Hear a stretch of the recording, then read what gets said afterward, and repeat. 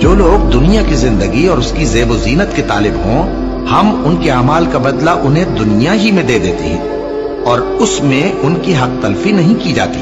ये वो लोग हैं जिनके लिए आखिरत में आतशे जहन्नम के सिवा और कुछ नहीं, और जो अमल उन्होंने दुनिया में किए सब बर्बाद, और जो कुछ ये करते रहे सब जाया हुआ।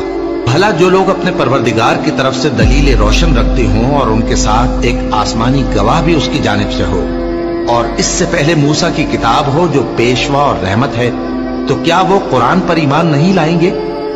यही लोग तो इस पर ईमान लाते हैं, और जो कोई और फिरकों में से इससे मुनकिर हो तो उसका ठिकाना आग है। तो तुम इस कुरान से शक में न होना, ये तुम्हारे परवरदिगार की तरफ से हक है, लेकिन अक्सर लोग ईमान नहीं लाते। और उससे बढ़कर जालिम कौन होगा जो अल्लाह पर झूठ बांधे?